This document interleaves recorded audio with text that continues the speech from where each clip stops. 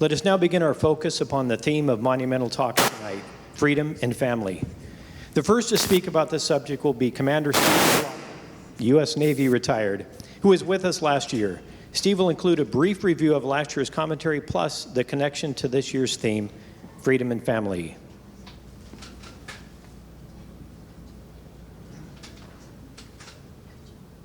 Good evening. Service, war, captivity, and the cost of freedom. Tell MacArthur to wait. On June 6, 1941, 6 months before the attack on Pearl Harbor, armed with a fresh medical doctor's degree and an Army commission as a lieutenant, Dr. Ralph Hibbs departed San Francisco for the Philippines. The Army would not allow him to take his brand new Ford car, and unfortunately, 6 bottles of whiskey that he had smuggled into his golf bag were shattered upon loading. What a way to start service.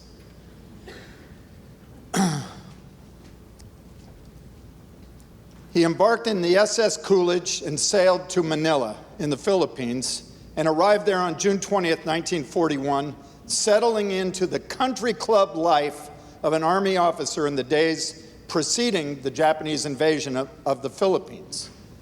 During that time, Dr. Hibbs met Pilar Campos, an American-educated socialite who ran and was the editor of the social page of the Manila Herald.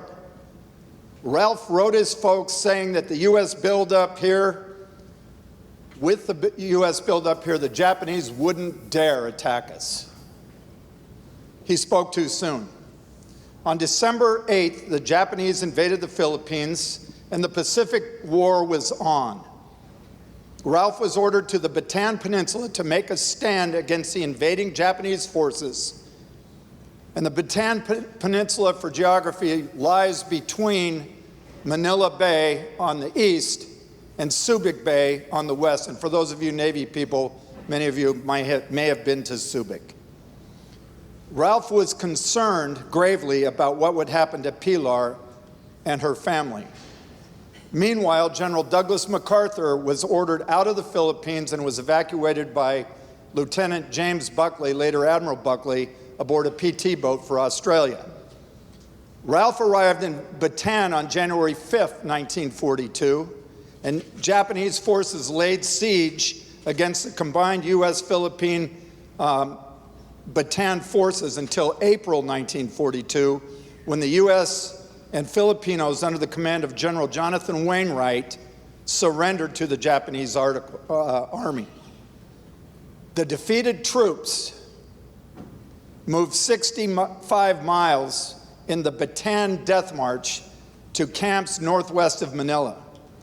The Japanese soldiers, imbued by hatred from a difficult 6-month campaign to dislodge the Allied forces, were quick to kill with clubs, bayonets, and rifles any man who would not keep up with the highly disorganized column. Thousands died, mostly Filipinos, and about 1,000 Americans. During the death march, Dr. Hibbs heroically shadowed the column and spirited soldiers and guerrillas out of the column at night who were wounded and injured, treated them, and then reinserted them back in the column. Had he been captured doing this, he would have immediately been killed.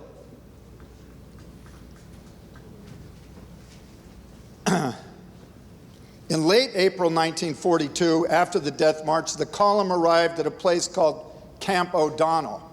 It was a death camp. Ralph was now a prisoner of war of the Japanese. At Camp O'Donnell, more than 2,200 Americans died of execution, starvation, and disease. Dr. Hibbs, as a medical officer and surgeon, treated many of the dying soldiers between April and December 1942. Ralph was moved several times to various prison camps, and he maintained contact with Pilar, his girlfriend in Manila. She would spirit antibiotics and medicines through the wire at the various camps to Ralph. so he could treat the soldiers, and he saved many in doing so.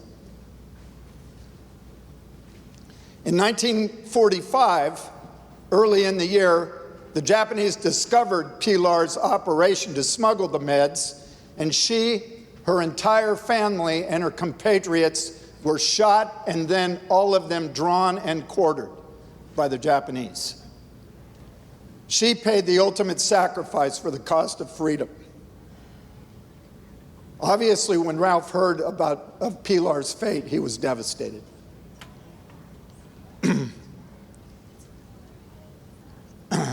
Later, Dr. Hibbs was transferred to Cabanatuan Prison in late 1943, where he was assigned as the lead doctor in the tuberculosis ward in a makeshift prison hospital.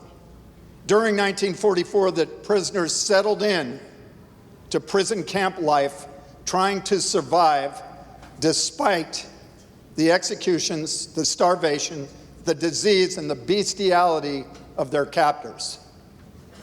In September 1944, the Japanese High Command ordered the execution of all prisoners of war in the Pacific Theater.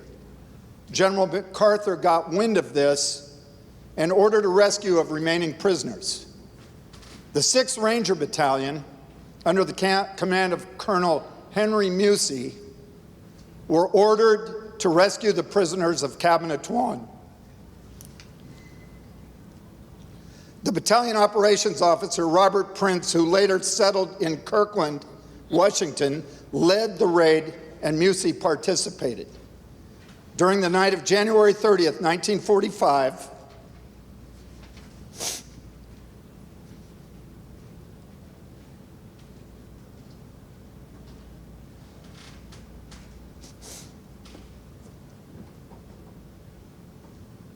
the Rangers, Filipino and American Alamo Scouts, and Filipino guerrillas launched a raid that liberated the 500 remaining prisoners in the camp. Ralph walked out free. Shortly thereafter, on September 1st, 1945, General Wainwright accepted the surrender.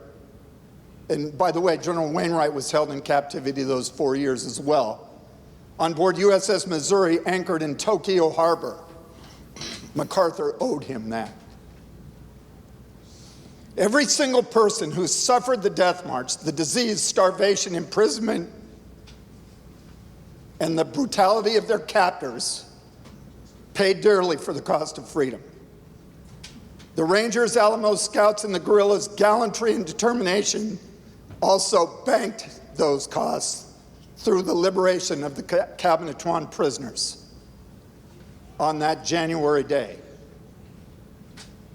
Ralph Hibbs, MD, went home to Iowa and married his wife, Jean, in 1946. Jean and Ralph settled in Medford, Oregon, where Ralph started an internal medicine clinic. By the way, he was my doctor. What a doctor. He also taught at the Oregon Health Sciences University, and he retired as a Brigadier General of Medical Corps in the United States Army Reserve. Jean and Ralph had 4 children. My folks had 5. My mom beat them. The Hibbs and McLaughlin family were best friends. Ralph claims to have successfully raised not 4, but 9 kids. To this day, I often think of Ralph, and I'm grateful to him for paying the cost of freedom. He was very much my second father.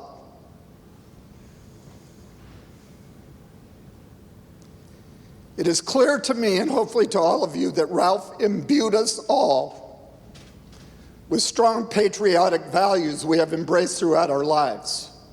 In 1999, I took a team of future Navy and Marine Corps officers to White Sands, New Mexico, to run the Bataan Death March, a 26.2 marathon in full rucksacks.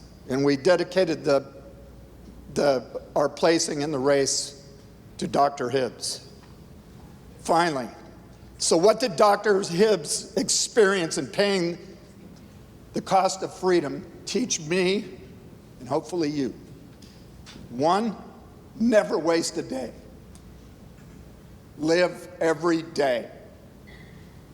2, never take anything for granted.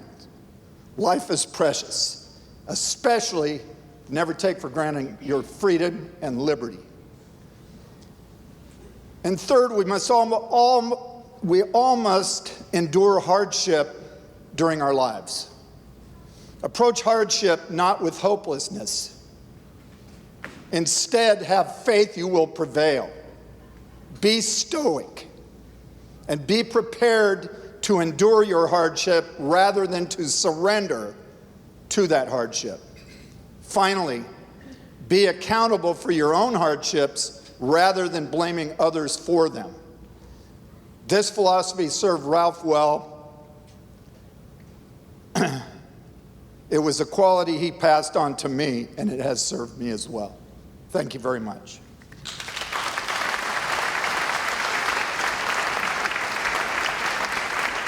Thank you. Commander Steve McLaughlin, U.S. Navy, retired.